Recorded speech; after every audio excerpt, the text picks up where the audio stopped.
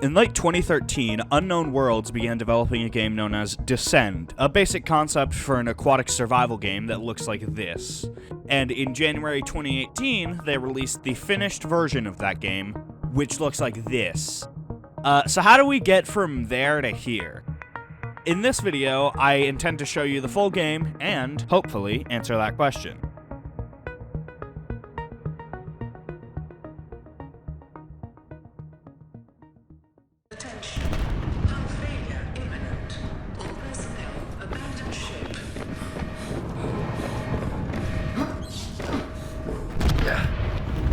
Launch in 3, 2, 1.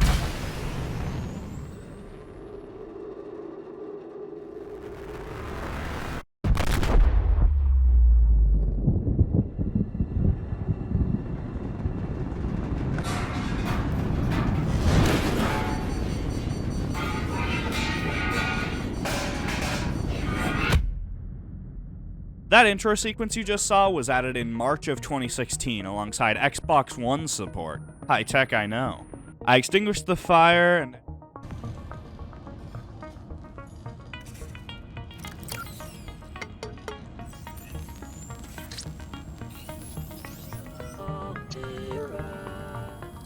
You have suffered minor head trauma. This is considered an optimal outcome. This PDA has now rebooted in emergency mode with one directive: to keep you alive on an alien world. Please refer to the databank for detailed survival advice. Good luck, advice. Good luck. And entered the water. I saw some fish, but before exploring there, I went to the top of the life pod. The Aurora suffered orbital hull failure. Cause unknown. 0 human life signs detected.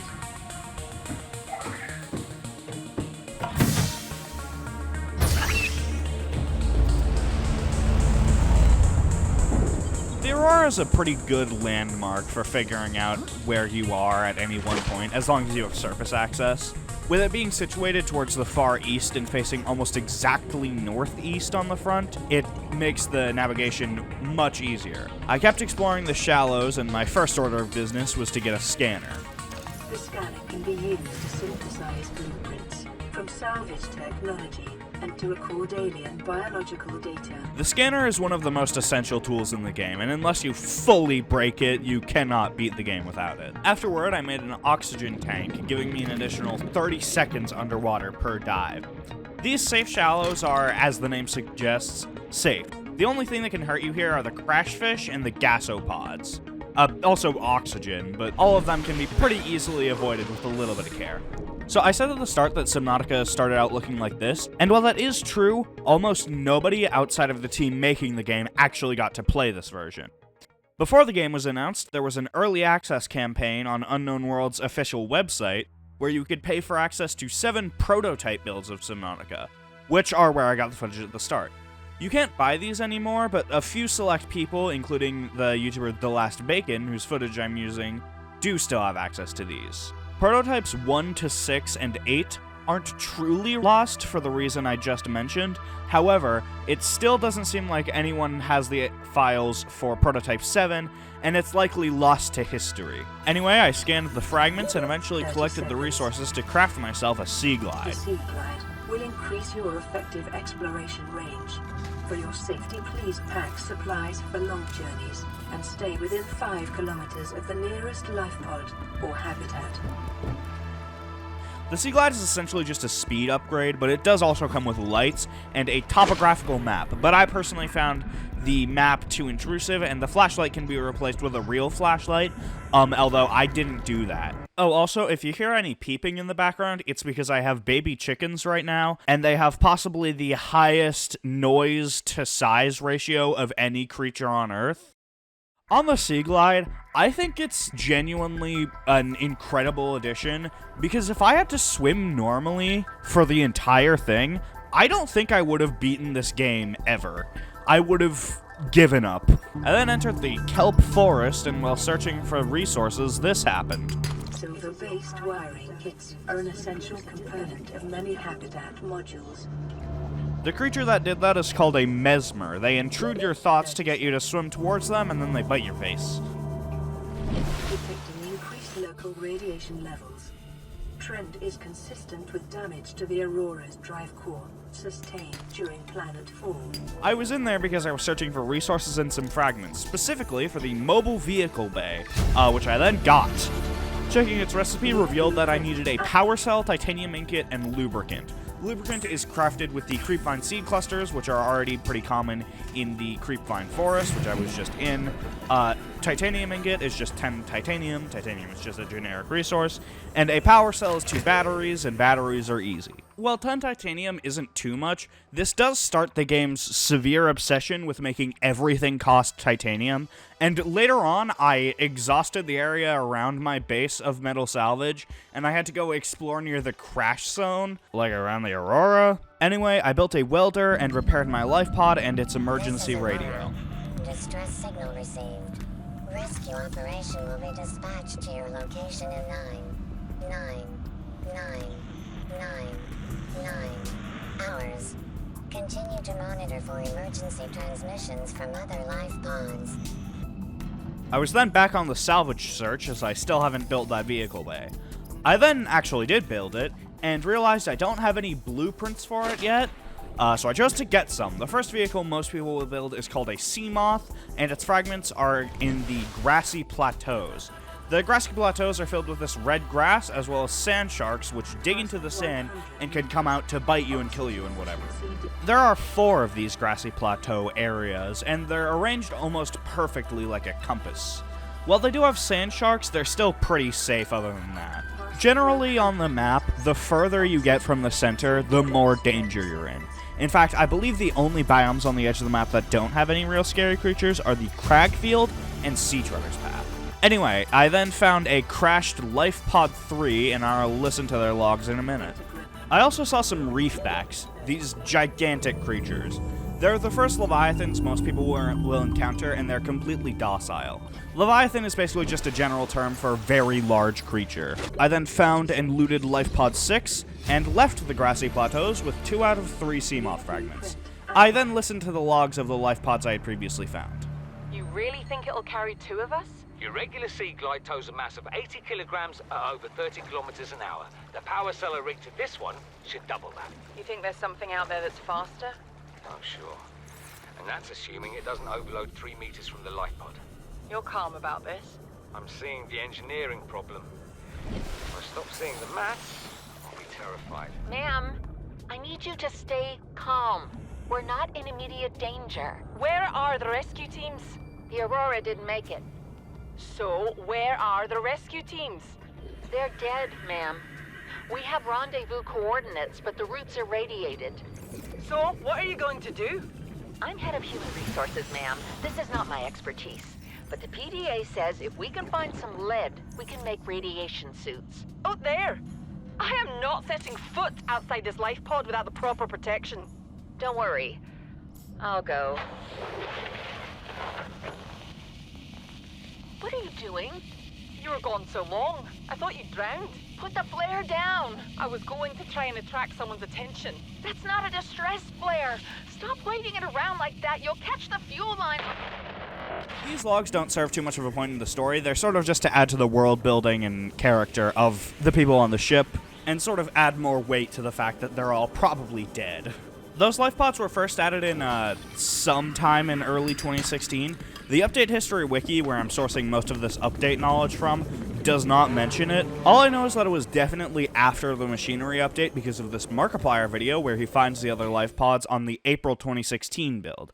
So if I had to guess, I'd say they were added in there. That update is also known as the Oculus update, which provided VR support, and VR Subnautica sucks. I have nothing good to say about it. You're just playing the game, but you have to move your head to look. Anyway, after that, I listened to the radio. This is Ozzy from the cafeteria. What the hell, guys? They didn't warn us this might happen. Our pod was almost crushed by this Seamoth Bay on the way down. Now we're hanging on the edge of a cave system, and this grim-looking snake thing's trying to eat through the hull. Come get us already. Signal location uploaded to PDA. I don't actually need to go to any of the life pods as far as I'm aware, but it's still some lore and a nice addition. Also, in this playthrough, I don't have the hope that one of them might still have people in it, so maybe that changes my, motivation to go in there a little. Anyway, I headed out into the grassy plateaus to search for more sea moth fragments, but for some reason chose to go to the northeast one again, even though I'd already searched it. I briefly stopped by my life pod to regroup, and I'd gotten another message. Land pre-recorded distress call. This is Officer Keen in Life Pod 19. The captain is gone. I have assumed command. The last thing the captain did was give me coordinates for dry land. We regroup 1.5 kilometers southwest of the crash site. Stay together and good luck. This message will now repeat. As you can see, I'm completely in the dark as to where that rendezvous could possibly be. Not a clue. I then headed to the southwest grassy plateau. This is the biggest one, and naturally, it had a shit ton of sea moth fragments. Seriously, there were like 12 of the fuckers. I also got a vending machine blueprint. Spoiler alert, I won't use it. I was already in the general direction of LifePod 19, but instead opted to search LifePod 17, the one I had heard from before, and save Pod 19 for another day. Ozzy's log. It's the day of the crash. I don't know what the heck is happening. I'm scared, and I'm not going outside. There are shadows in the water under the hatch, but I can't tell if they're rocks or aliens. And there's weird-looking caves nearby. The Aurora was carrying everything needed to build the phase gate. Mobile vehicle bays, bioreactors, propulsion cannons. It had a cinema. There was a zero-G gym. My cafe. I don't understand how we're here now. I don't know why no one's coming for me.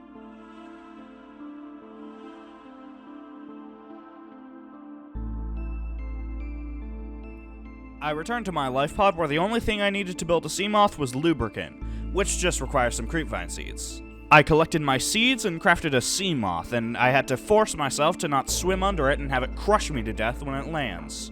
So at this point it had been roughly a year since I had fully replayed the game, and at this point I was starting to have a little bit of a lack in direction, because I knew what was in the life pods and such, but I didn't care to explore them all again. But also those were kinda needed because it wasn't quite as apparent what the next step in progression was. And for that reason I sort of just swam around doing nothing for like 10 minutes until I realized it's base time. The habitat builder is what you use to construct bases, and it just requires a battery, a computer chip, and a wiring kit. And all of the resources I need to get those can be found in the safe shallows and kelp forest. I then realized I didn't have blueprints to do shit, so I headed to that rendezvous. Yeah, if you couldn't already tell, this is about my 5th playthrough. I'm no stranger to this game, I have the map pretty much memorized. I hopped in my Seamoth, and on the way to the rendezvous point, I heard this. Local radiation readings suggest the Aurora's drive core has reached critical state. Quantum detonation will occur within 2 hours. Oh, by the way, that 2 hours thing is total bullshit. It's well over 2 hours if you're talking in-game time, and less than 30 minutes if you're talking real-life time. I decided to hit LifePod 19 since it's in the same direction because Keen is a selfish bastard and figured he would center it in near himself. Anyway, I found this wreck along the way. In that area, I found some furniture and moon pool fragments. The moon pool is a part of the base that lets you dock your Seamoth or prawn suit in it. This whole area is called the Sparse Reef. As you might have figured out, it's a sparse reef. I hit LifePod 19 and got the ultra-high capacity oxygen tank blueprint, along with Keen's LifePod crew log. Integrating new PDA. Then I slightly forgot why I was there and headed back to my LifePod. Well, I'm going there, I'll play Keen's log, which I forgot to listen to in my recording. Keen, this is Aurora. Come in. This is Keen. LifePod detached to a Cape Planet 4 in 30 seconds. The computer has identified a landmass at the attached coordinates.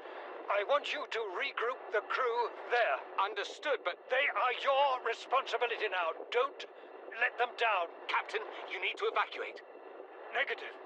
You'll need the ship in one piece if you're going to contact HQ on the long range. I'm attempting a controlled descent. Captain!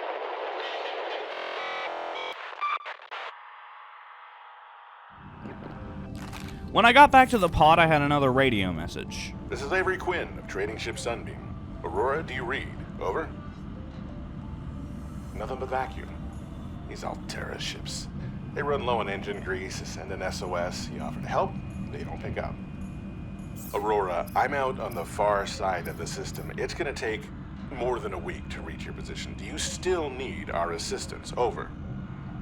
I'll try them again tomorrow. Damn charter's gonna have us blowing our credits running errands for Altera. See what the long-range scans pick up in the meantime. So I might get saved, but probably not. And then I had to run around collecting titanium and shit for a moon pool, and just as I was about to build it, this happened. Emergency. A quantum detonation has occurred in the Aurora's drive core. The reactor will reach a supercritical state in T-minus 10, 9, 8, 7, 6, 5, 4, 3, 2.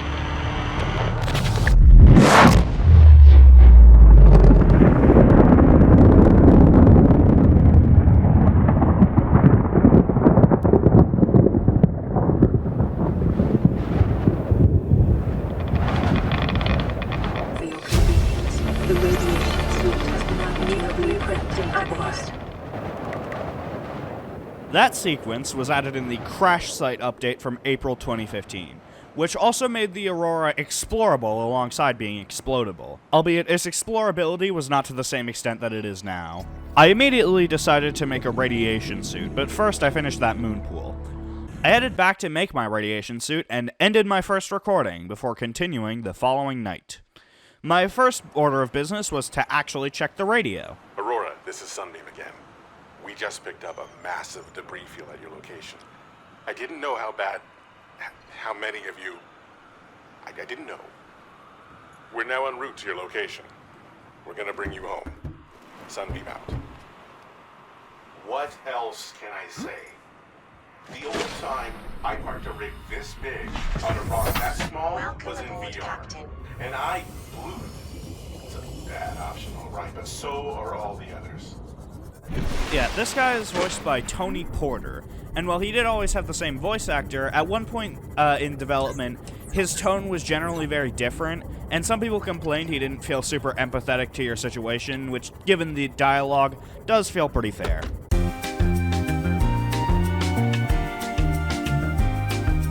Attention. Patching in a local broadcast from the Sunbeam.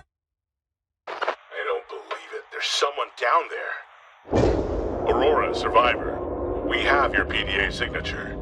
I don't know how you walked away from that wreck, let alone survived since then. But we'll be happy to bring you on board and hightail back to Federation space. Stand back. We're approaching the landing site now. Survivor, we see you.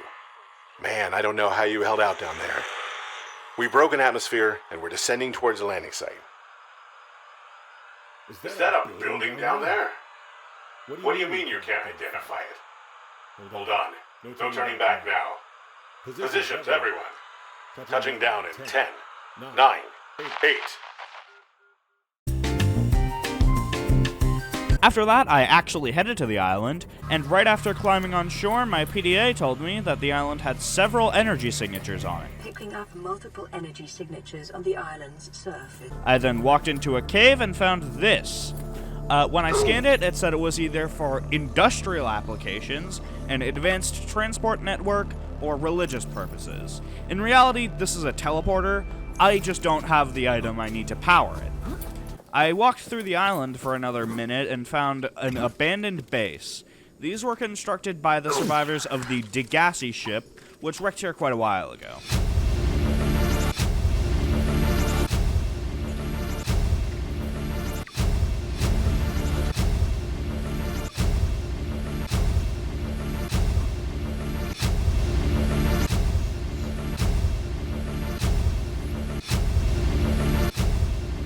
I found some cosmetics, a few PDAs, some plants, and a multi-purpose room blueprint, the thing I came here for. Originally, scanning the room would just give its blueprint, but now it comes with the large room glass roof, and multi-purpose room glass dome. They were added in Below Zero and ported to Subnautica in the Living Large update in December of 2022. I went to one of the small bases on one of these peaks. This one had a garden in it with no interesting vegetables, and an observatory which I scanned. I then headed to the other peak where I found a small office in the observatory, and got some more PDAs and cosmetic blueprints. This island is a godsend. Look out of the window. No predators, fresh food. No building materials, nothing left of the ship, and your kid says we're gonna starve without more grow beds. Speak up, kid. It's true, Father. The natural growth rates are too slow to keep supporting us. All I'm saying is ocean's got us surrounded. No use hiding. Sooner or later, we'll get our feet wet. The rest of your life may have been a fight, Maida, but I've made my decision. You want to forfeit your emergency pay to take a swim? Go ahead. Believe me, I'm thinking on it. Son, I said wait for the storm to pass. Your life's more valuable to me than a plant patch. You stopped being in charge when the ship you were captaining sunk. I'll stop being in charge when you take charge of yourself. Say, Chief. Chief. What? You know how to drain those grow beds of 40 tons of stormwater? Or how to conjure food from the air? I know how to prioritize. I'm just saying, if that's so, what's your boy's life worth to you today? If tomorrow you're gonna be so hungry you start wondering what it tastes like, let him go deal with the plants. Son, go deal with the plants. Bard, Torgo has disembarked the habitat. Interfere with my family again, and when rescue arrives, I will need you here. Do you understand me? No rescue coming, Chief. Not in time. No staying here neither.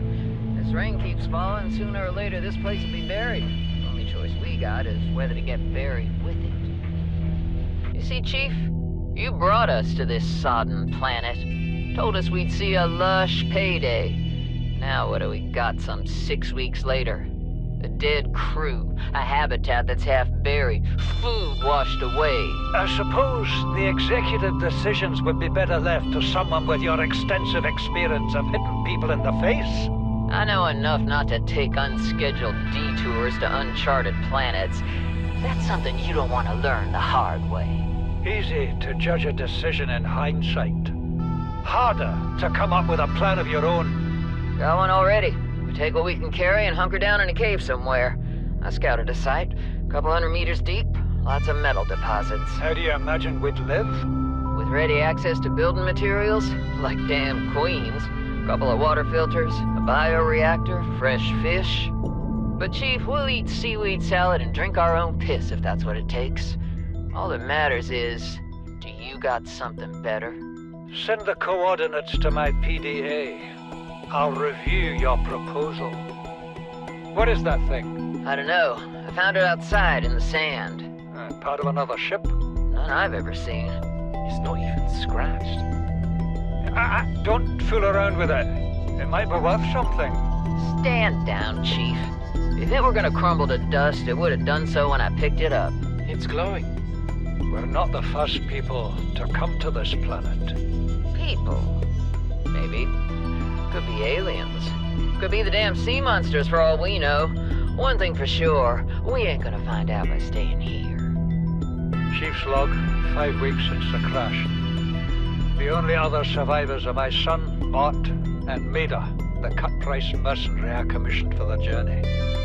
After days drifting in the life pod, rain hammering on the roof, the weather cleared and we washed up here. I had Maida salvage the Degazi wreck, set Bart to finding us a stable source of food.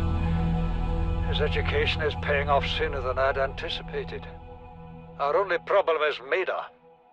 She says the weather's going to turn. I say she's finding excuses to risk our lives. I imagine she's not going to weaken her life without a physical altercation, and she's itching for a fight. In every judgment she makes, things go from bad to worse. If she had my experience, she'd have more faith. Humans have spent millennia specializing in how to shackle nature to our will. This planet won't cause us any new problems. My one task now is to keep us alive, as comfortably as possible, until the insurance company arranges rescue. In this part of space, that could be months, or even years. I didn't find it in my playthrough, but there's also a log from Chief Technology Officer Yu and Officer Keen that had been left here. We have to board the Aurora, repair the long-range comms, make contact with the other survivors. We can't be the only two that made it. Those are not the orders the captain gave me, and they are not the orders I'm giving you. This isn't chain of command, it's survival. My obligations as acting commander don't turn on their convenience. Get out of the water. If I get into trouble, I'll send you my coordinates. I can't let you go alone. Then come with me. You don't leave me much choice. Received emergency transmission from Second Officer Keen, 2 hours after last activity. Rendezvous was a failure. Intercepted a transmission from Altera HQ. Seems they sent a data package to the Aurora. We were intercepted by a Leviathan-class predator before we could reach the ship. Consider the CTO and I lost at sea. Be safe. Keen, out. The first observatory on that island had a log from Bart, but I do think you'd rather listen to that one a bit later. Anyway, after collecting those, I decided to return home where I got the radio message that a high-priority passenger's corpse was in LifePod 13. I never did explore it, though, so here's that log. LifePod systems online. Passenger 7, emissary, Yohi, Kassar has boarded the LifePod. LifePod launch sequence initiated. My creators, the cherishers and sustainers of worlds, give me this day my daily pleasures as I give to those who seek pleasures from me. LifePod detached from Aurora. Okay. Entering planetary atmosphere. External temperature approaching critical levels. Show me the path. In life, truth, and love for mine is the power. I am the one. On and off and on again. Exterior hull damage sustained. Life support systems failed. Impact imminent. Life is a game which the universe plays with itself. I am done playing as this bundle of flesh. Return me.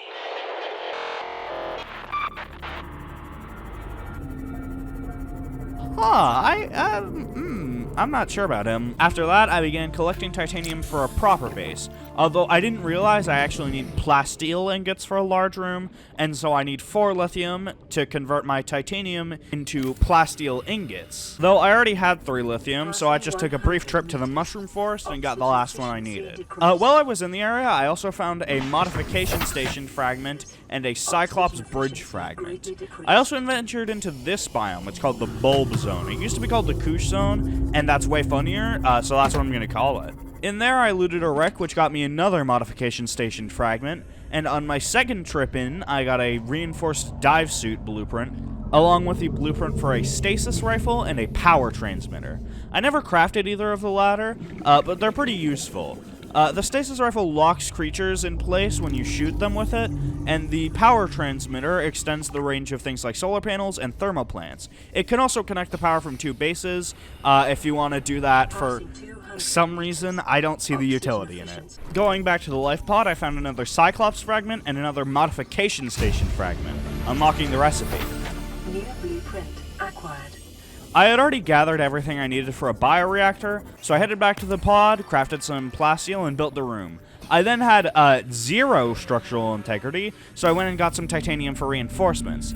After that, I went back to build my bioreactor, and it turned out I didn't have everything I needed, so I had to go get some titanium and lubricant. After that, though, I put some biomatter in it and built a grow bed. Grow beds are the most efficient method for growing food. If you have one in your base, it is basically infinite food and bioreactor fuel. I then headed off to explore the Aurora. There used to be some monsters on this side of the ship, but they were removed. Oh, also, I've avoided going into too much depth about exactly what kind of creatures we'll be running into soon, so just in case someone watched this far and still doesn't want to be spoiled, this is your final warning. I'm about to spoil basically everything that hasn't already been spoiled. Anyway, I boarded the Aurora and immediately realized I would need a laser cutter, so now I gotta go back to search for that. On the way back, I found 3 Cyclops bridge fragments, and even though I already had 2, so I only needed the 1, it's still nice. I mean, thanks. I don't need them. I got back to the pod and had another message from the Sunbeam. This is Sunbeam. You know Aurora. We're from a little transgov on the far side of Andromeda, and we have a saying there. There's no bad without the good, no good without the bad. Sounds like you tasted a bunch of the former, but that only means you're overdue a whole lot of the latter. Might just be we're it. We're scanning for somewhere to park. We'll be in touch when we find it. Sunbeam out. Alright, so while I wait for that storyline to get resolved, I'm gonna build a modification station. It's not that difficult to get the laser cutter, which is what I need to progress, but that's boring, and I want to do cool shit. All I needed for the modification station was lead, though, so that was pretty quick. I then made some Ultra Glide fins and a Thermo Blade. A Thermo Blade cooks fish when you slice them, and Ultra Glide fins just make you swim faster. I also built a second grow bed. Now I have one for food and one for biomatter to make energy. At the moment, the only plant I had for food was the Chinese potato, which is alright, but there are definitely better food plants out there. I spent a while debating how to make my base, but before deciding that, I decided to search for some laser cutter fragments. While searching in the Sparse Reef, I found a data box for the Vehicle Upgrade Console, which I didn't even realize I would need until I found it. I also started exploring this area called the Grand Reef a bit. It makes up a lot of the south edge of the map, and there's not too much to see on the upper level, other than this wreck that I looted and got a prawn suit grappling arm fragment. I then proceeded to loot more of the grassy plateaus and found this wreck that appeared to have no way in, and I spent far too long attempting to loot it. Also, at one point I went a bit too far west and started hearing some screams. That area is called the Sand Dunes, and it's terrifying. It's also one of the largest biomes in the game, and there's too much of it, frankly. I was searching for laser cutter fragments, though, so let's get on with that. I found the last one pretty quickly, but I do dislike this kind of fragment hunting. So imagine I was a first-time player, and I realized I needed a laser cutter for the Aurora. I had never played before, I'd never found these fragments before. I'd have no fucking idea where to look. This goes for a couple of other things where the only real option is to either look it up or spend an absurd amount of time trying to find it if you don't already know where it is. Anyway, I crafted my laser cutter and geared up for another adventure into the Aurora. I got a weird bug here where when I was underwater, the Aurora was all purple and red. I've never seen this before, so I don't know if it was a bug that just got in during the last update or something, but it seems noticeable enough to catch it in development. It happened all throughout this playthrough. I then boarded the Aurora and was attacked by these little crab guys. Caution. Scans show the digestive tracts of nearby life forms contain human tissues. Alright. Yeah, I got into the ship and downloaded these notes. I also got a battery, a poster, and a propulsion cannon fragment. I then jumped over these boxes because I'm really good at video games and entered the cargo bay code off the top of my head because I'm really good at video games. I forgot to scan a Cyclops engine fragment in the cargo bay and then entered this flooded portion of the Aurora. I entered the Seamoth bay and got attacked by a bleeder. I fucking hate these guys. I got a Seamoth depth module from the Seamoth bay and then went to the drive room. The drive core shielding sustained internal damage during collision. Do not attempt repair without appropriate qualifications. I need to repair these holes in the drive cores, and it will seal them off and prevent radiation from spreading further, and eventually it will prevent radiation from spreading at all, and I will just be able to explore the map radiation-free. I also got attacked by more bleeders. I fucking hate them. Oh, fun fact, this hole used to lead outside of the Aurora before it was plugged up. I don't know why they removed it, but it's gone now. I then sealed the drive core.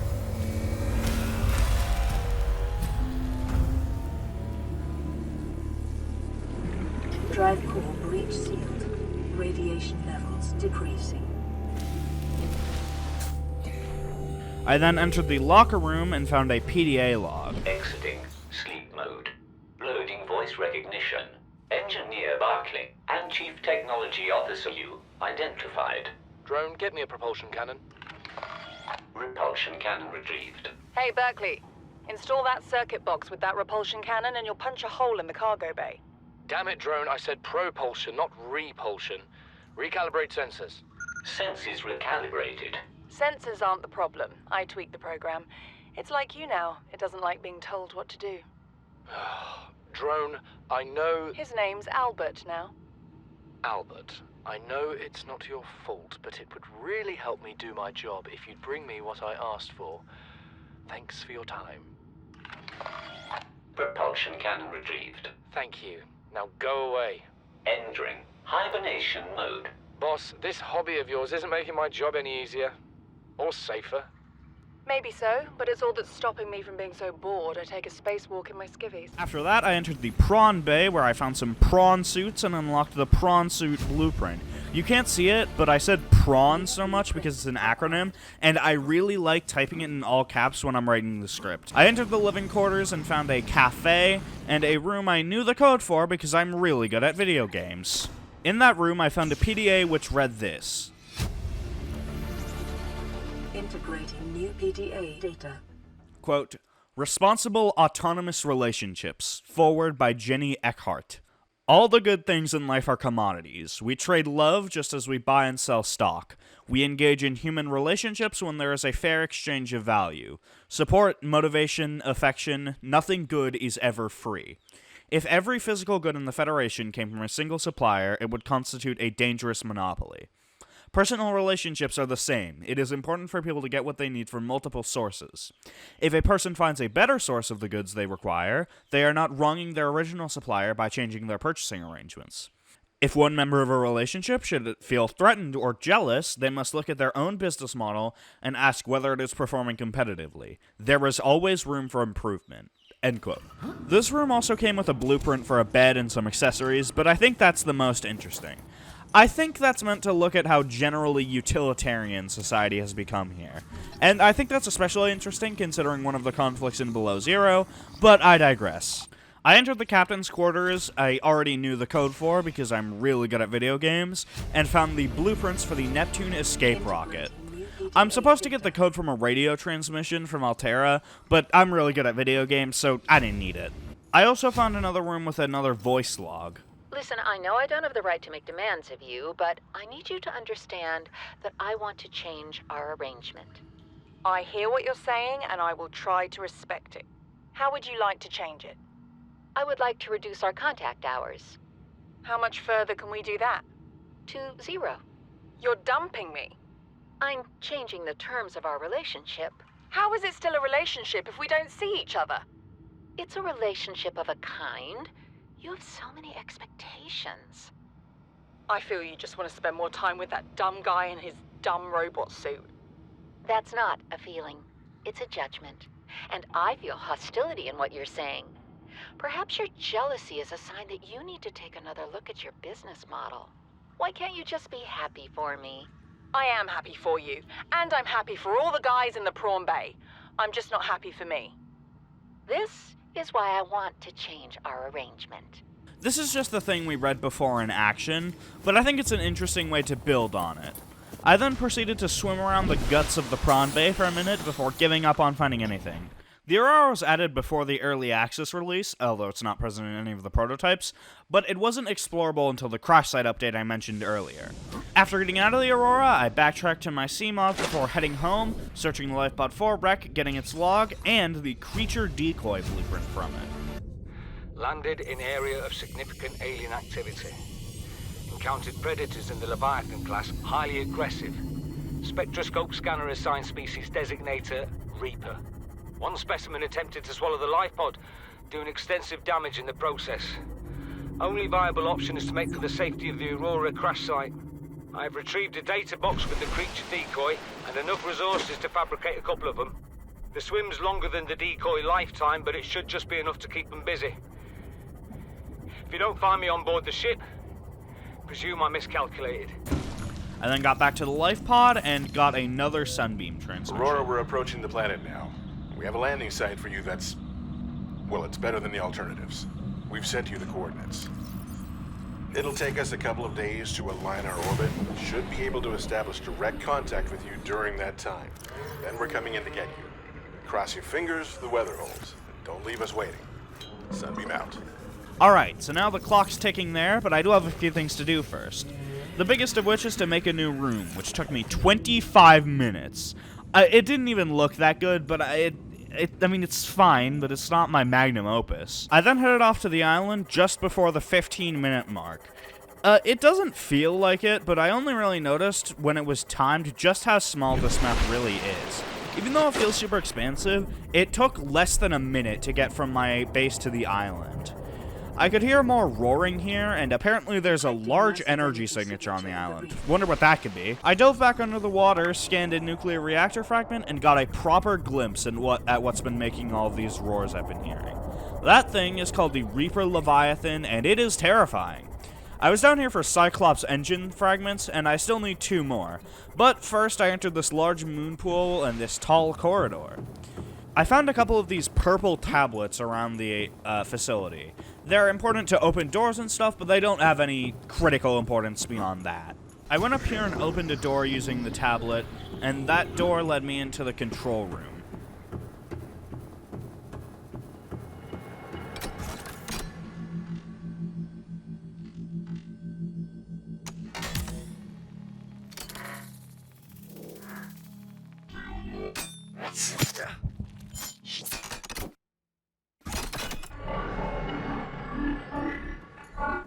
The control panel is broadcasting a message. Translation reads, "Warning, infected individuals may not disable the weapon.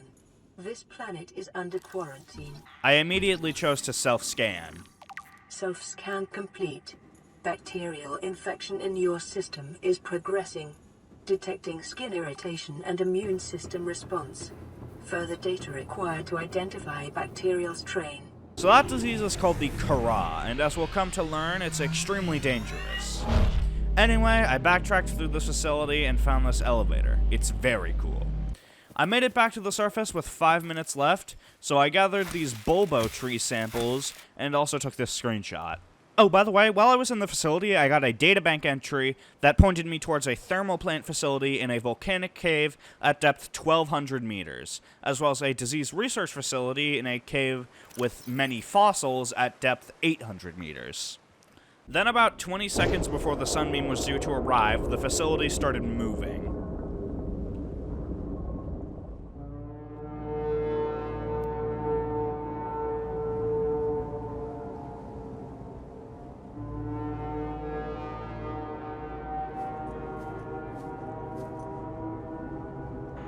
Survivor, we see you. Man, I don't know how you held out down there. We broke an atmosphere, and we're descending towards the landing site. Is that a building down there? What do you mean you can't identify it? Hold on. No turning back now. Positions, everyone. Touching down in 10, 9, 8. It's coming from the building? Change course. Set thrusters to full.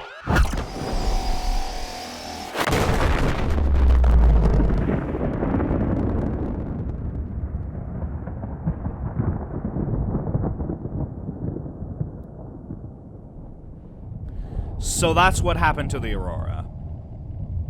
The weapon went back to normal, and I backtracked to my Seamoth to go home. While exploring the area around the moon pool of the facility, I found another portal structure. This one was underwater, and it might be a little more important later, you'll see. I then kept searching for Cyclops engine fragments, and after unlocking the last one, I headed home. The species of aliens that built that gun are called the Precursors. It's likely that as far back as the first early access builds, they plan to include them, but the Quarantine Enforcement Platform and Sunbeam ship were added in the Precursor update of December 2016. After arriving at my base, I decided to finish furnishing my room, and it's still just okay. I then slept for the first time in like a week and a half in the game, and painted my Seamoth before logging off for the second day. The next day, I started playing and had a radio message from LifePod 7. I didn't explore it, and its radio message and logs aren't interesting, so there is literally no point in including it. Next up, I was farming Stalker Teeth, an activity that is really fun if you get them within like the first 4 Stalker bites. Otherwise, it's kind of boring and you get chomped sometimes. I need Stalker Teeth for enameled glass for the next Seamoth depth upgrade. I'll also need them for the prawn suit, but that's not important. I also needed magnetite for the depth module, and for that I need to explore the Jelly Shroom Caves. This is a really cool biome. It's basically the only cave biome that you can access without having to go to one of the biomes on the edge of the map. It's filled with these jelly shrooms and crab snakes. The crab snakes live in the jelly shrooms and will pop out if you go above one while they're in it, although this never happened to me. There's another Degassi base down here, so even though I had already gotten what I needed, I decided to explore it. I got a water filtration machine blueprint, which I don't need because plants are superior, and a few miscellaneous blueprints, but most importantly, more PDAs. Son, there is always a pecking order, and in our world, money makes a hierarchy. I pay Maida a fraction of what I pay you, and you a fraction of what I pay me. If money makes the hierarchy, why is Marguerite making the decisions? We need her. We let her think what she likes, so long as she does what she's told. What if she doesn't? For enough money she will. People always do. We're already 200 meters below sea level. You want to go deeper? Look around us, Chief.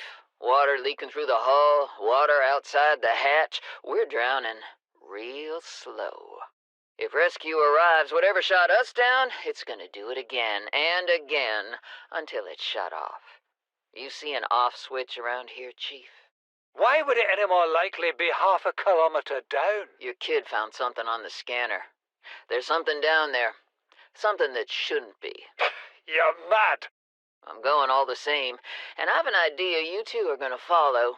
But if you do, be mindful. Your authority stopped at sea level. You know what Maida told me today? She wants to build a habitat 500 meters below sea level, more than a kilometer northeast of here. And she needs Bart and I to do it. She's got it into her head that she can save us if she just acts recklessly enough. But I've hauled Star Wars to Neptune, Plasteel to the Federation. This family operates 9 different mining colonies across the Ariadne Arm. Maida thinks she's better suited to lead. Her contract still says otherwise. But I just cannot damn well tell whether it's the stupidest idea I ever heard, or my only hope. I turned 80 years old last week.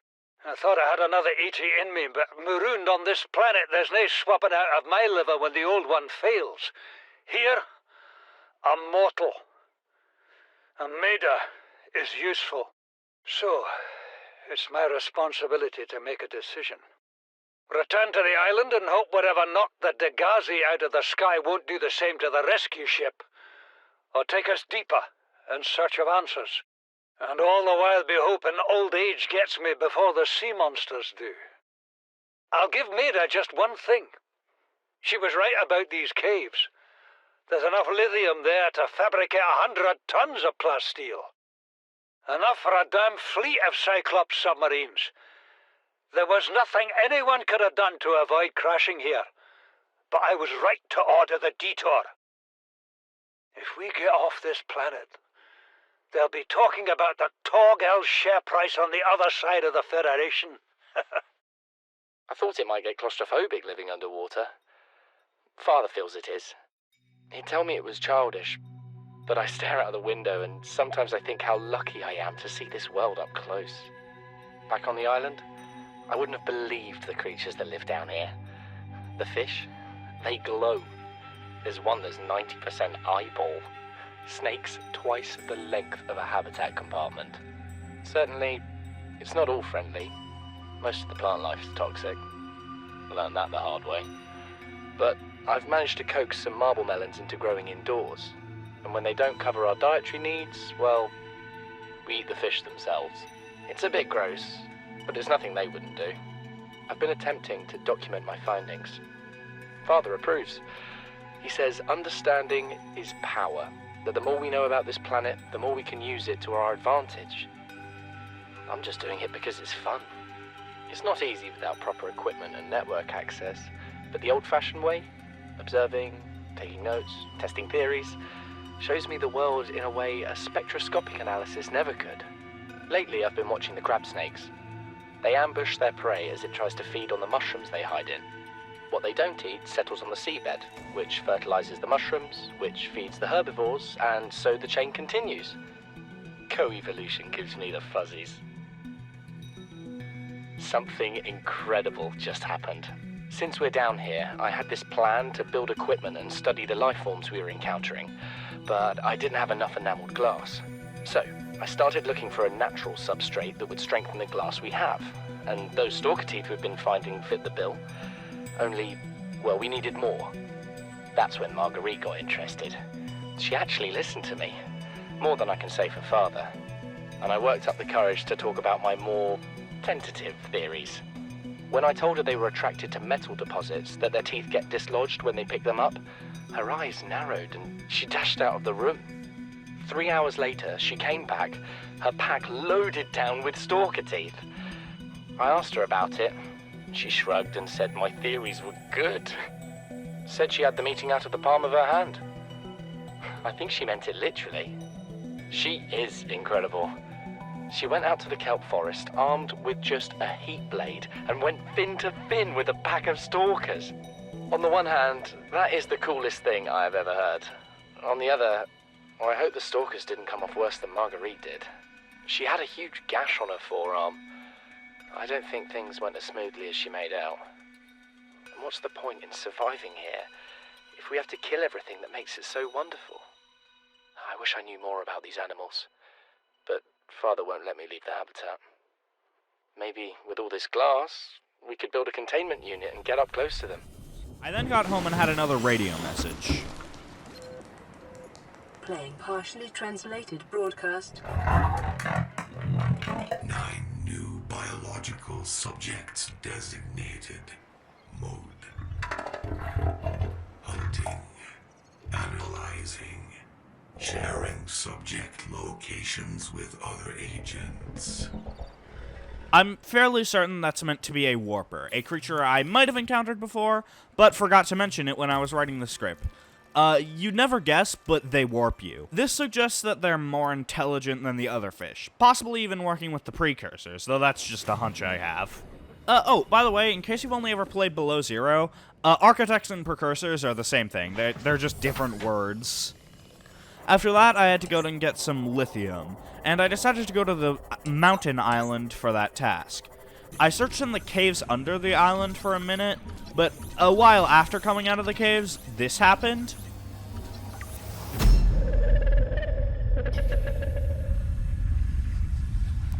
What are you? That is called the Sea Emperor, and we won't be seeing her anytime soon, but she's very important. Also, while I was getting that transmission, I was scanning an enzyme host peeper. Its PDA log reads, quote, "A peeper specimen was observed emitting a faint fluorescent enzyme trail and engaging in unusual behavioral patterns. The peeper is actively approaching other creatures, including predators. The specimen is a host to a bacterial infection, however the infection is currently dormant. Peeper's stomach cavity contains an unknown enzyme of foreign origin. Chemical analysis of enzyme bears some superficial similarity to the stomach enzymes of larger predators. Contact with the enzyme appears to inhibit symptoms of the bacterial infection. Complex structure renders synthesis impossible. Assessment: recommend further research into enzyme origin." I was searching for lithium in the mountain island, but I didn't actually spend that much time there. I went to the floating islands. That's islands plural, not the floating island where the Degassi bases were. I looted this wreck where I got the prawn suit propulsion arm and swim charge fin blueprints, but not much beyond that. I continued searching around the islands and eventually found this biome. This is the Blood Kelp Forest, specifically the Northwest Blood Kelp Forest. There's another one between the Sparse Reef and the dunes. I already had the resources that I needed, but I just decided to keep filling up on lithium until I couldn't carry anymore. And the location to do that was the mountain island. Actually inside of it, like on the top, not under it. Also, I found another teleporter here. This leads back to the one on the floating islands, but again, I couldn't power it. Alright, now I'm full of resources, and this is a haul. It's mostly lithium. When I got back home, I realized the next Seamoth depth module only costs 3 ruby, and I already had basically everything I needed for the plasteel ingot, and 3 ruby is incredibly easy to get. So I got that, and now I can take the Seamoth to 900 meters down. But before I can explore those depths, I want to build a Cyclops. It's a big ship, and I'll need more enameled glass and more plasteel ingots. For plasteel ingots, though, I had to get titanium, and I actually went exploring for it. Not too far, but I did have to go to the grassy plateaus and the surrounding kelp forests. I needed 3 plasteel ingots, 3 enameled glass, lubricant, an advanced wiring kit, and 3 lead, so there was a little bit of work to go. I was actually getting quite close, though, so naturally, I ended my session there. The next day, however, I totally forgot that I was trying to get the Cyclops, and I began exploring the deep Grand Reef. This is basically the normal Grand Reef, but in a cave. And I also found another Degasi base with one of the crab squids patrolling around it. I never got hit with one here, but they EMP your technology, including your submarines, and temporarily disable their power. I explored the Degasi base and found more voice logs, as well as the Cyclops shield generator blueprint and an orange tablet. Please, stop fighting and listen. We're sick. What? How? You've been coughing, right? Feeling itchy? Blisters? Yeah. The biometrics would have warned us if we were sick. It's something new. It's not in the database. Come on, then. What's it gonna do? Turn us inside out? Dissolve us into jelly? It's an alien bacteria. It's everywhere. Every organism on this planet. It's altering our genetic code. How are the creatures surviving if they're infected? I don't know yet. Want me to cut some of them open for you? Find out what makes them tick? No. Just tell me what you need, son. Materials, equipment. Can I have some quiet? I need some time to think. Margaret, Maida has boarded the habitat. What are you so happy about, Maida? Say, kid, I brought you something. Is that a Leviathan outside? Towed it home on the back of the sub. You killed that thing? It's still breathing. I was about to finish the job, but I can stay and chat if you'd like. No? Then make yourself useful and pass me that hardened blade. Are you out of your mind? You brought that thing here?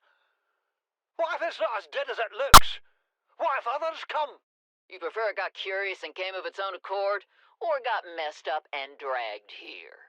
When we get off this planet, I am going to drag you through every court in the damn Federation. I have had it with you risking our lives. Oh, stow it, Chief. The kid can't kill this disease without fish to study. I'm just bringing him home. But tell her. Tell her I'm right. You're both wrong. Marguerite, I can't find out how they resist the bacteria if you slaughter them all. It ain't always they oblige in coming in alive.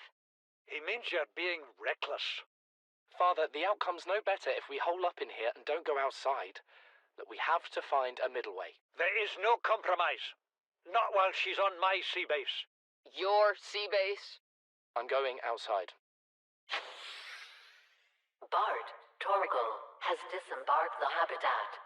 Bart, come in. It's dangerous. Damn it, boy, I know you can hear me. Chief, get off the radio and put on your helmet. What? Brace!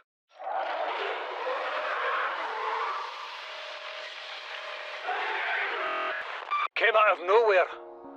An alien kraken, bigger than a cyclops. Tore a hole clear through the reinforced hull. I barely got my breather in time. I told her. I said others would come. The rupture threw me clear of the habitat, and the monster turned and bore down on me.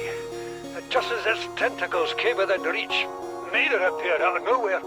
She had a sea glide in one hand, a jagged piece of scrap metal in the other.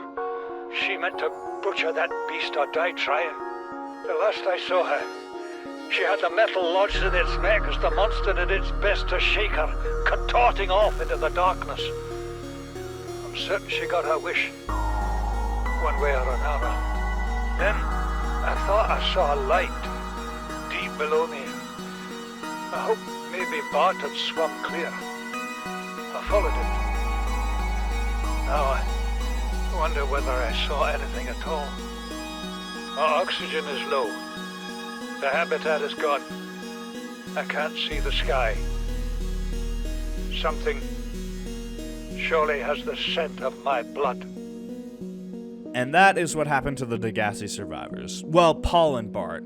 But what about the log that I found on the first island? What about that? This is the first time I've seen sunlight in months. After all that time in the deep, I'd been dreaming of it. Now that I'm back here, I'm finding it hard to enjoy alone. Father was right. We should never have left this place. We shouldn't have gone so deep. They do not want us down there. Despite my best efforts, ill health is taking hold of me. The visions are getting worse. Marguerite and Father are now part of the ecosystem of this incredible planet. It's reassuring to know that when I go, I'll join them. Until then, well, there's always the view. So, Bart died of the Kara, Paul presumably either drowned or got eaten by some sort of fish, and Marguerite, spoilers, sorry, survived, and we meet her in Below Zero. Although it's not explicitly stated here that she did survive. After leaving that sea base, I found a green pool of some sort of brine or scum, and it led into an open corridor. There aren't any real predators in this part, though some other paths will be more dangerous. This biome is called the Lost River, and its main attraction is the Skeleton, which is being patrolled by a ghost leviathan. The Lost River wasn't added in one big update so much as it was added in a series of updates from late 2015 to mid-2017. The biggest three were the Bones update, the Infected update, and the Ghost update. The Bones update basically introduced the whole draw of the biome, being the skeletons and the plant life. Before that, it was pretty much just a cave with some green mist. The Infected update added the Disease Research Facility, and the Ghost update added the Ghost Leviathan. Regardless, I drove directly past the Leviathan and found what is either a smaller part of a previous skeleton or another smaller skeleton. I then found these remains of a dead Leviathan, and scanning them revealed that it was a sea dragon. Its PDA log read, quote, "The semi-intact skeletal structure of a Leviathan-class predator. 1. Head trauma. There is clear evidence of massive physical trauma to the head. The damage is so severe that it was likely the cause of death and must have occurred somewhere nearby. Damage is consistent with a high-speed collision with a solid object. 2. Age. Something in the environment has helped to preserve these remains, but calcium decay suggests an approximate time of death 1,000 years ago. Bone growth suggests the creature was in the egg-laying stage of its life cycle." End quote.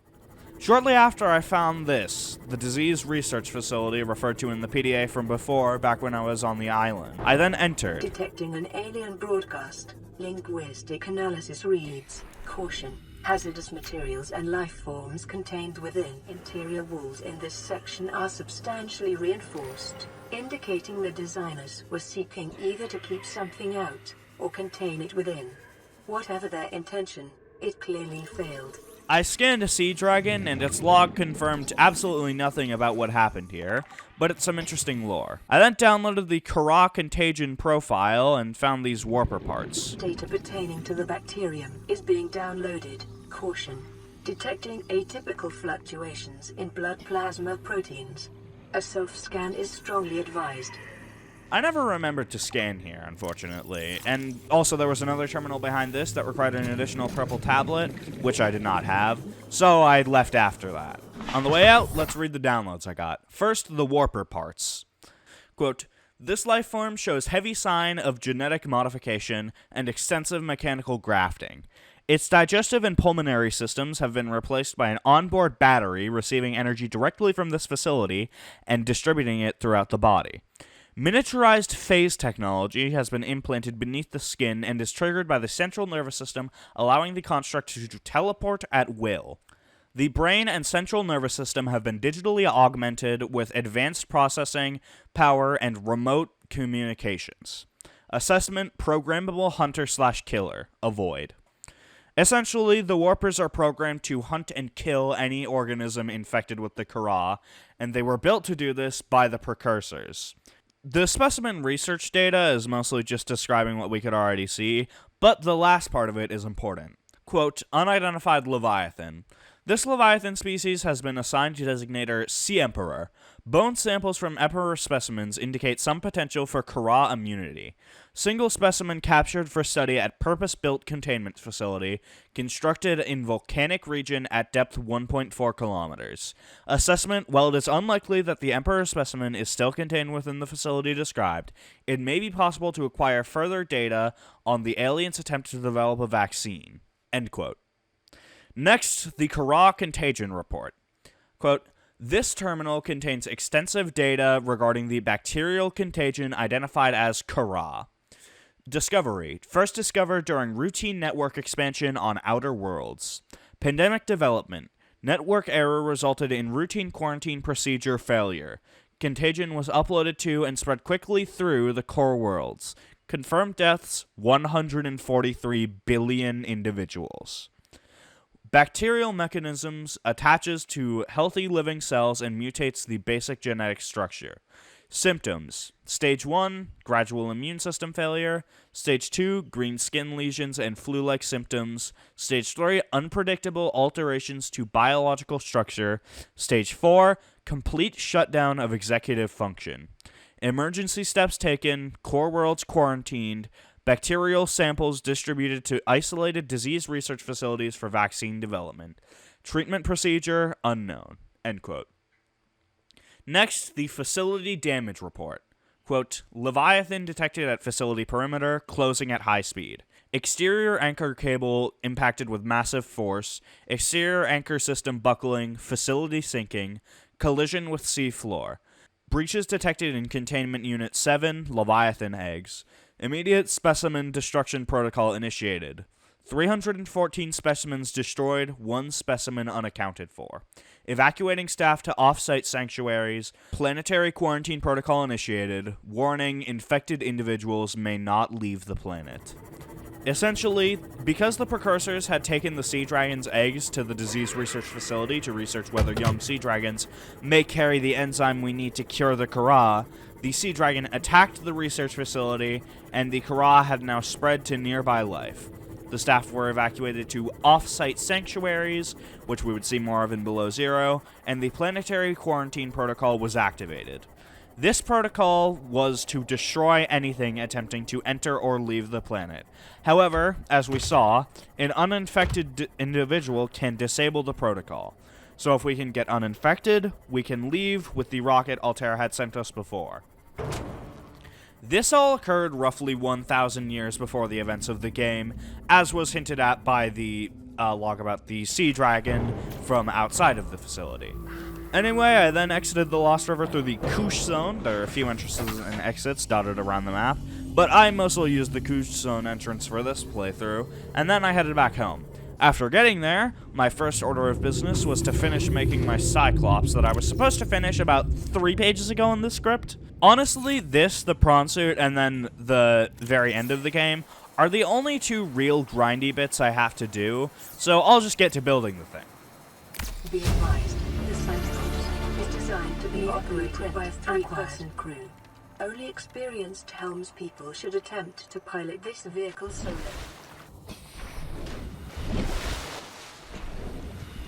I immediately customized it, docked my Seamoth, and realized I need a separate blueprint to get the Cyclops depth modules, and I had an inkling that it was in the southeast Bloodkelp zone, but after finding the wreck in there, I realized it was not in there.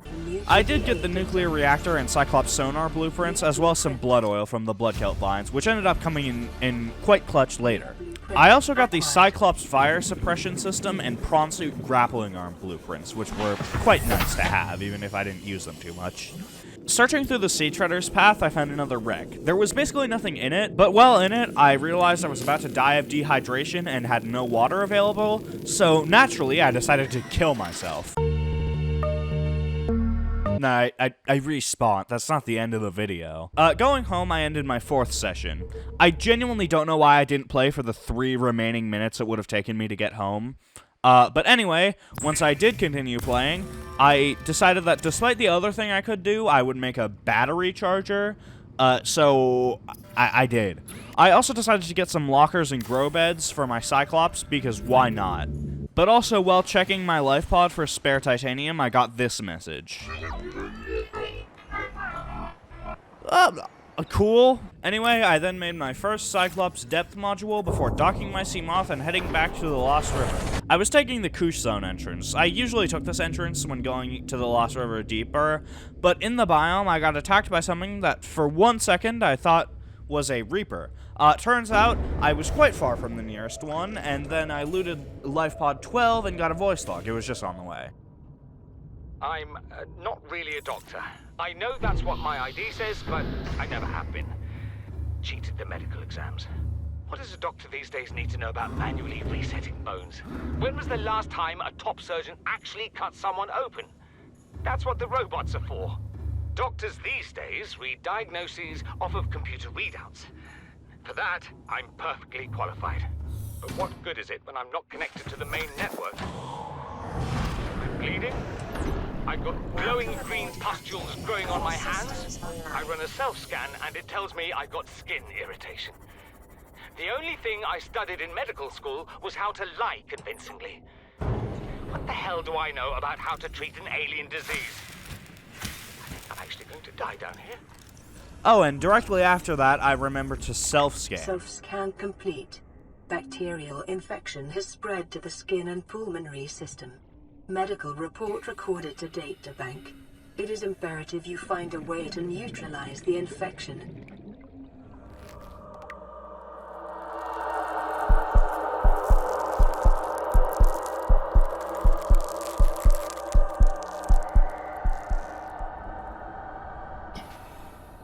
Alright, so now I've got like 2 hours to live or something, and entered this biome filled with more of the infection that is currently killing me. I then crossed through this opening and saw a ghost Leviathan. I passed this when I returned the last time, but I was reading PDA logs, so I didn't mention it. It never hit me, but I was trying to get away from it and using emergency speed, so my engine briefly caught on fire. But once I had extinguished it, I headed on through the Lost River, passing the disease research facility and collecting some minerals on the way. I then ran out of water and killed myself and found the ghost tree.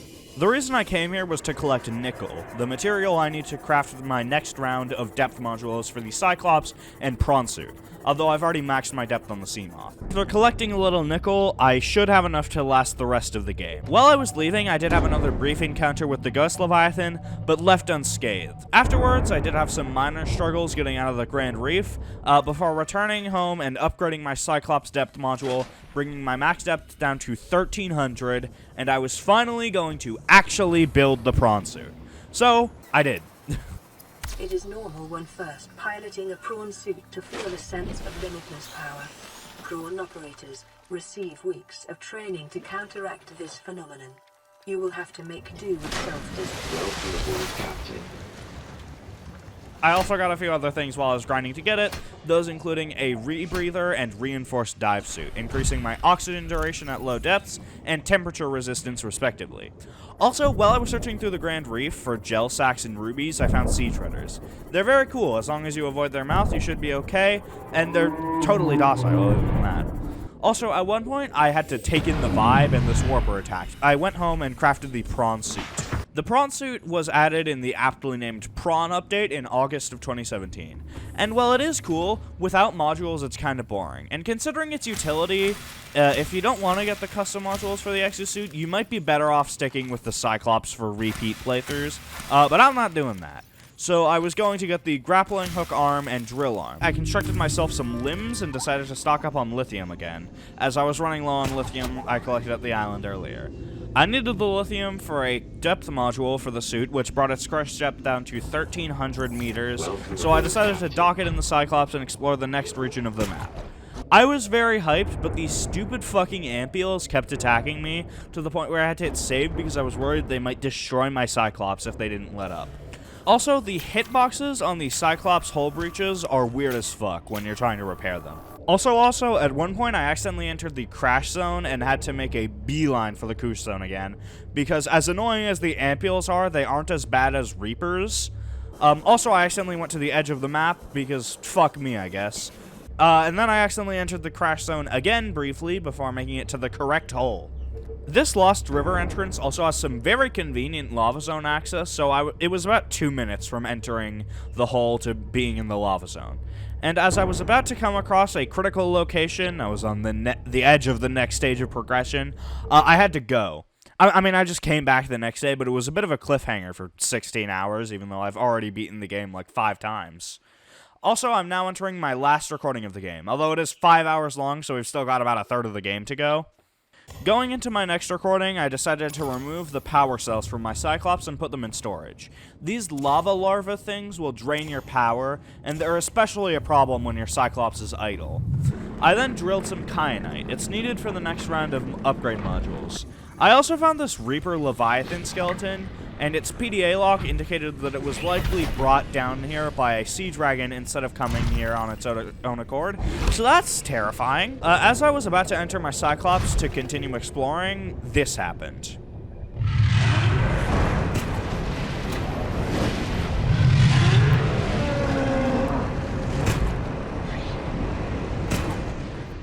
I ran as fast as I could and almost fell down a hole that would have immediately crushed my prawn suit, but I did somehow make it out. That thing is called a Sea Dragon Leviathan, and it is terrifying. You can't experience it because they don't go that deep, but if you spawn one on the surface, it will swallow your sea moth whole. After that experience and fighting off some lava larvae, I decided that that was enough excitement for 15 minutes and headed to the surface, getting attacked by some ampules on the way. And also, while parking my Cyclops, I accidentally bumped into my base and flooded it because I'm really good at video games. So that little trip sort of highlighted it, but I'll say here, I didn't use the prawn suit on its own for many journeys. I typically take the Cyclops with the sea moth or prawn suit docked in it, or possibly just the sea moth if it wasn't any deeper than the Lost River. I then needed a power cell charger because my Cyclops was on like 7% power, and I explored this mushroom forest wreck for it, and it was pretty uneventful. I did go and explore a bit in the northwest bloodkelp forest again, and again, it was pretty uneventful. And after that, I spent a while running around and gathering resources for the power cell charger. For a second, while gathering them, I flung myself over this ledge that I briefly thought was the void, but as it turned out, it was just the sparse reef, and I could grapple onto that ledge anyway. I then collected the rubies I was in the area for and headed home. At home, I constructed the charger and put in some power cells from my Cyclops before taking the kyanite I'd gathered and making my last round of depth modules for both the Cyclops and prawn suit, bringing both of them to a crush depth of 1,700 meters. After a little messing around and getting a fabricator for my Cyclops, I headed back down to the lava zone as I had a few things to do. On the way in, I got attacked by the Ghost Leviathan, but it kinda just nudged me. It seems, at least in this playthrough, that my Cyclops couldn't really be harmed by them. I don't know. I got into my prawn suit, and with the Leviathan lurking not too far away, I entered this large cave called the Lava Castle. There's some tunneling caves and stuff around the outside of it, but then I entered the core and found this large facility. I entered it and collected the blue tablet. Come here, to me. I then entered the thermal plant, the main purpose of this facility. Primary alien facility location updated. Volcanic area connected to this cave system at depth 1.4 kilometers. And so now we have a goal, and I'm about to go there. But first, a word from our sponsor. The sponsor is me. Subscribe to my Patreon. It's $1 a month. Alright, continuing on with the video. I took a data download, which gave me the blueprints for ion power cells and ion batteries. And I decided to leave the facility after that. I entered my Cyclops to bring it down to the next level of the journey and found it on 0% power. I had some batteries, but those were useless for me without the silicone to turn them into power cells, so I just took my prawn suit and entered this hole and dropped down into the lava lakes. As you could imagine, they're lakes of lava. I quickly ran through the lakes.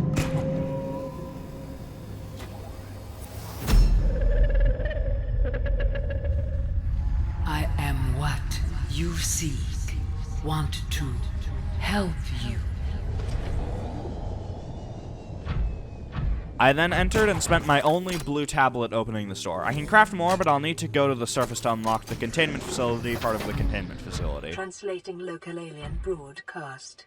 Warning, vaccine development program terminated. Emperor egg hatching project terminated. Live specimens terminated. Evacuate immediately. That thing in the center is an ion cube fabricator. It just makes ion cubes renewable, and it's a nice way to streamline gathering ion cubes if you intend to keep playing after beating the story. Also, maybe the creature that carries the enzyme I need to live is dead, but whatever. I then scanned all of these artifacts and cases, and I'll read you some of the interesting ones now. First, the alien carving. Quote, "This carving is hundreds of thousands of years old and made from an unrecognized natural fiber grown on an unknown planet. It bears striking resemblance to the old Earth yin-yang symbol. Two competing theories may explain the similarity. Aliens visited Earth prior to the 4th century BC and influenced the development of ancient Chinese philosophy. 2. The concept of yin-yang is universal, and since yin and yang describes the fundamental interdependency of seemingly opposite forces. It may be a necessary existential understanding in some form, in all sufficiently developed societies. The tapering of two circles, union, into opposed and infinitesimally small points, the finite, is one logical way to represent this understanding, and may have been developed independently by species other than humans." End quote. Next, the ancient Earth blade. Quote, "An ancient Earth blade dating back to the 13th century. Blood samples on the blade matched the DNA of 7 separate heads of state from the period. This evidence supports the theory that aliens are an ancient, space-borne civilization engaged in the surreptitious study of less developed species." Next, the empty case. Quote, "Scans show some sort of advanced nanobot inside the seemingly empty case. These bots are substantially smaller than any developed within the Federation, and it is not possible to ascertain what their exact function would be. It would, however, be unwise to release them." End quote. Next, the organic matter particulator. Quote, "This device contains a highly unstable radioactive isotope, likely to destroy all organisms exposed to it while leaving physical structures intact. Although it would function perfectly as a weapon, it was more likely used to sterilize spaces for later inhabitation. Without instructions, it would be unwise to interact with it." End quote. Next, the translation device. Quote, "This device stores linguistic data from over 1,000 different languages. The core of the device may allow alien texts to be read and translated. Analysis of the onboard data reveals a number of ancient Earth languages, and the term CHBC Live appears many times in the device's data. Its import is unclear. The device seems to be configured to translate into the designer's language. It will not work the other way around." And those are all the fun artifacts. There are 4 teleporters in this part of the facility, leading to the Koosh Zone, Lost River, Mushroom Forest, and Cragfield. I took the path through the Koosh Zone in keeping with my previous paths to the Lost River and below before. I was on the surface for quite a while. I had decided that I was going to get the blue tablet, as well as some power from my Cyclops. And also a few ion batteries, just because I wanted them. They have about 5 times the power of your average battery, so they will vastly increase my sea gliding capability. I like this implementation. There are a few things like this where they aren't necessary to progression, but it helps to streamline some of the more monotonous tasks, for example, putting grow beds in your Cyclops. After crafting those, I headed off and realized I didn't craft the blue tablet. I needed kyanite for it. And luckily, I had a plentiful supply of that in my prawn suit. I also crafted an extra purple tablet just in case, and checked my radio for the first time in 1 year. Playing partially translated broadcast. Destroyed. Mode. Patrol. New targets unaccounted for. 1. So either that was the Warper just killing a random creature that had the Kara, or one of my crewmates was still out there and only just now got killed. That's cheery. Anyway, I headed back down to the Koosh Zone, entered through the portal, and had to backtrack through the lava lakes. On the way, I got a better view of the environments here, and although I quite like this area and it's pretty, there are some rendering issues with this large of a cavern, and with the higher visibility from the light of the lava, they're especially noticeable. I entered the lava zone chamber and had a scuffle with the Warper, sliced the larva off my Cyclops, and filled up on power. I then got moving, using emergency speed and silent running, absolutely eating up my newly replenished power, although I wasn't on that setting for too long. I then had to get through the lava lakes, silent running on, emergency speed engaged, extinguisher at the ready for when my engine inevitably catches on fire. My engine caught on fire. I actually cleared the area with little trouble though, and parked my Cyclops in this little corner where the sea dragons aren't programmed to attack. I took out my power cells and headed for the containment facility, where I found this egg storage facility. It's kind of like the egg facility in the disease research facility, but bigger and functional. You can take a shot for every time I said facility in this video. You will die. Anyway, in that facility, I read this log about the Sea Emperor, and the last half is quite interesting. Quote, Enzyme 42. The Emperor manufactures Enzyme 42 within its stomach cavity to break down its food and will occasionally expel it into the surrounding waters. This substance was found to neutralize the effects of the bacterium, and its presence in the ecosystem today would explain how life on the planet survived the outbreak. It would remain to be explained by what mechanism the enzyme is being delivered. Health. Comparative analysis of the size and metabolic rates indicates the specimen captured by the researchers was approximately 1,600 years old. Extensive internal and external scar tissue suggests it had lived well in excess of its peak lifespan for its species. Assessment. While a healthy emperor specimen may have held some potential as a cure, it is unlikely any research subjects survived quarantine procedures. I also found this facility transferring peepers to and from the facility. There's a PDA entry for the peepers exiting for the facility, but it's the same as the one I got for scanning the enzyme host peepers way back when the Emperor first contacted me, and the other logs confirm that they're carrying enzyme 42. There's another log on this overhang here. Quote, according to translated data logs, an indigenous Leviathan species was found to produce a unique substance referred to as enzyme 42, which inhibited symptoms of the Kara bacterial infection in other indigenous organisms. The specimen was captured and contained in a purpose-built habitat for further study, including the import of interdependent flora and fauna via an on-site warp gate. However, its health quickly deteriorated. When quarantine was imposed, all warp gates and force fields were forcefully sealed, and all attempts to develop the enzyme into a vaccine had been unsuccessful. End quote. After that, I entered this portion of the facility in which a dead Sea Emperor fetus was being dissected.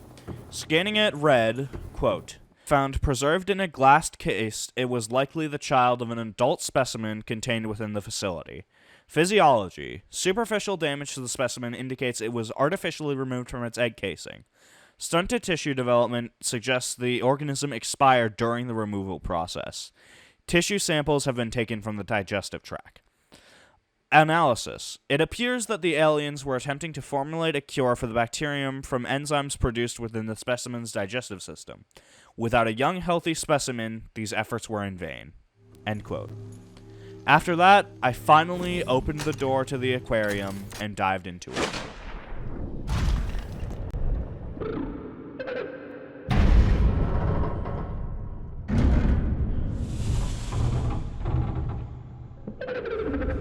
Are you here to play? Others came here once. They built these walls. They played alone. They bored me. Now they're gone, and instead, we have you. We are curious whether you swim with the current or fight against it, as they did. I dove down into the aquarium and found this egg incubator, but I didn't have the ion cube I needed to power it. Luckily, there did happen to be an infinite source of ion cubes above me, so I just had to struggle to get back up to it through the aquarium. I then powered the incubator.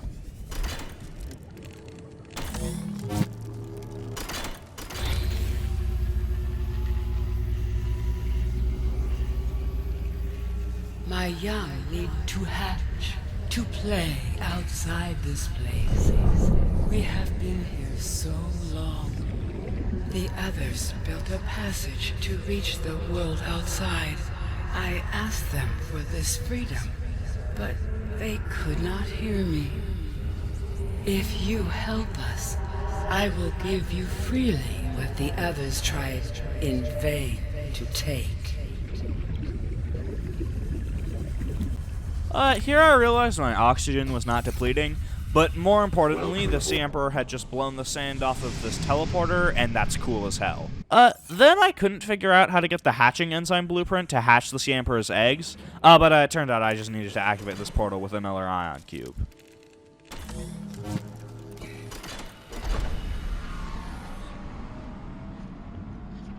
With the passage you have opened, my young can leave this place. But first they must feel the time is right and break free of their shells. This is what the others could not force from me. To you, I give the secret willingly. By the way, that footage is not mine. For some reason, this part of the recording had this weird clicking and buzzing in the audio the whole time. Before I could put the hatching enzymes in, however, I had a list of plant matter to collect, each corresponding to one of the portals above.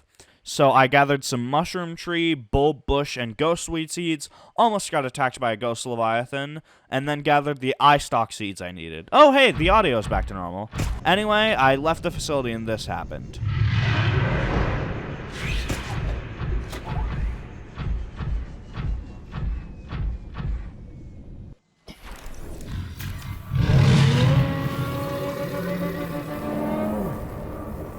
Also, to my great delight, my Cyclops was not destroyed, and I remembered to take out the power cells, so I could craft the hatching enzymes there. I took that last power cell back up, picked up the now crafted hatching enzymes, and went back down to the facility. Also, there was a lava larva directly on my prawn suit's ass. I entered the aquarium and inserted the hatching enzymes.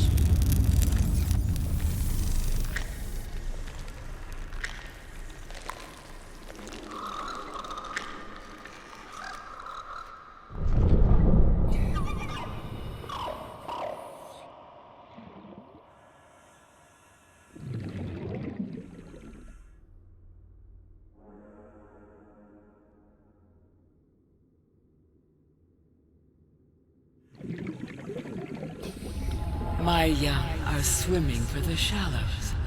I thank you. Their freedom is my end. What will it be like, I wonder, to go to sleep and never wake up? Perhaps next we meet, I will be an ocean current, carrying seas to a new land. Or a creature so small, it sees the gaps between the grains of sand. Farewell, friend. I then cured myself and forgot to take my gloves off like a dumbass, and I genuinely can't find a single video of someone doing this without gloves where they aren't yelling over it.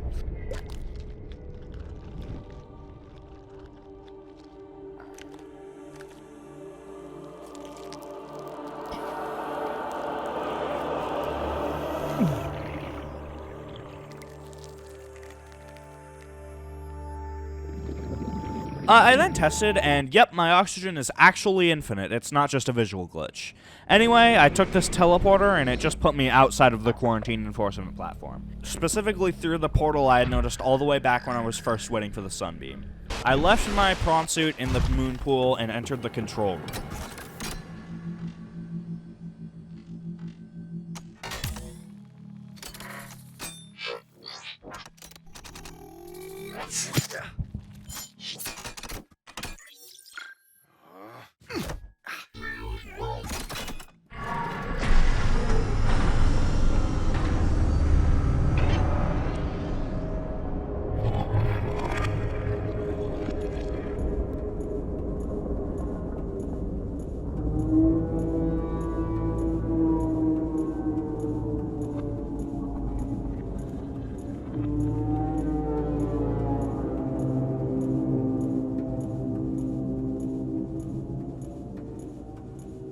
I then entered the portal again and found the Sea Emperor. While she was alive, she was weak, and I didn't want to stay with her too long, so I just headed for the surface. Not through a portal though, because I wanted to take my Cyclops. So I had put my power cells in, docked my prawn suit, and headed through the lava lakes. Miraculously, still not taking any hits from the Sea Dragon. Although while I was around the lava castle area, my engine did catch on fire and I got some lava larvae on my sub. Anyway, I took the corridor exit to the Lost River, and then the Couche Zone exit to the surface. Now, I have one last thing to do, and that is leave the planet.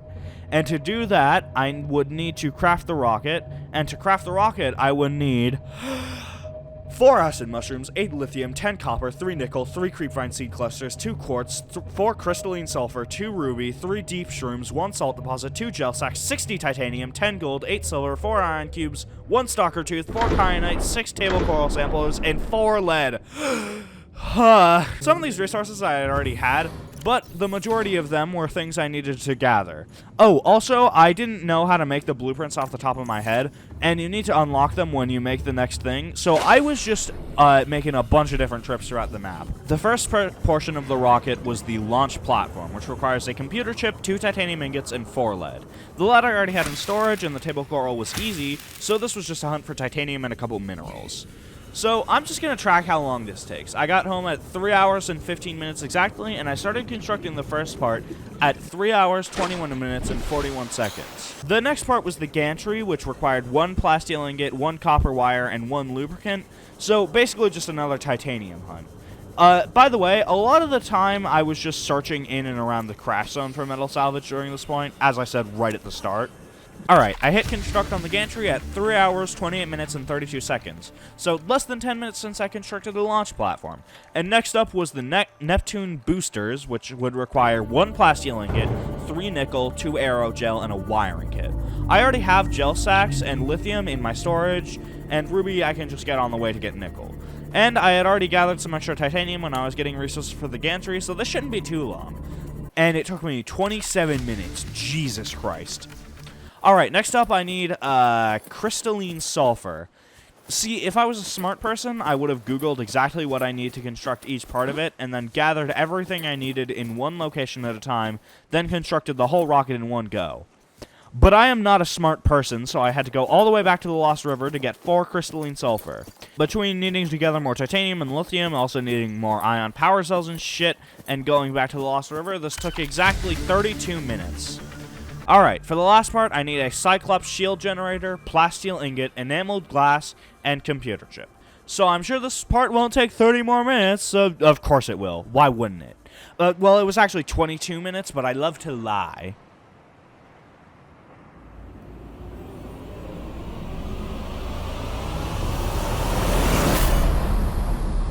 Neptune 1 rocket online.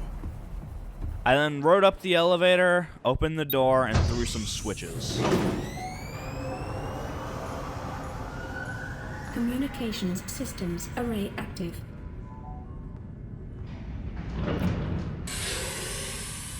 Pressurizing hydraulics.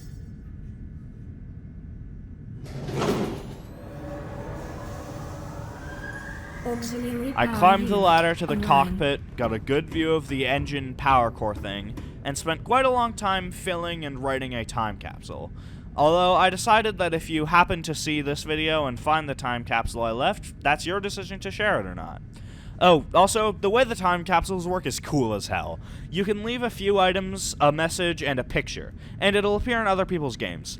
I'm sure people have attempted to leave hate speech or graphic images or even just straight up fuck up your progression in them, but all of the ones I found have been pretty good.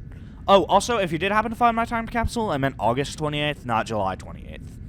Time capsule ready. I finished writing my time capsule and was now ready. Life support systems online. All systems are go for liftoff.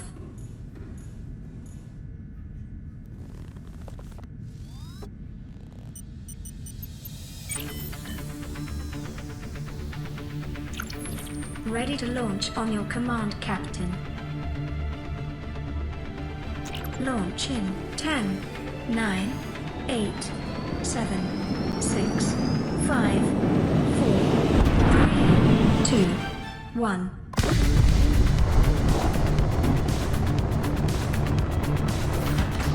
Time capsule jettisoned.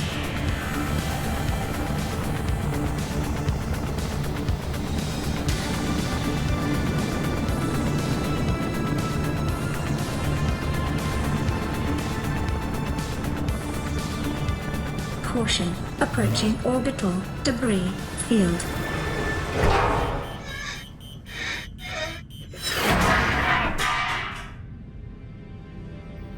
Orbital debris field clear. Performing gravity turn maneuver.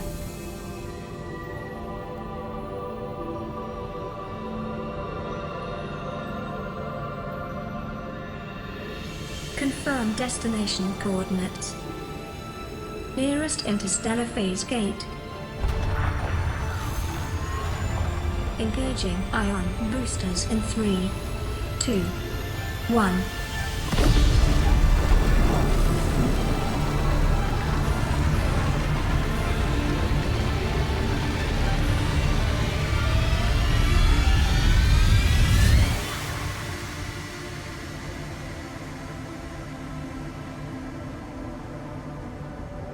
What is a wave without the ocean? A beginning without an end. They are different, but they go together. Now you go among the stars, and I fall among the sand. We are different, but we go together.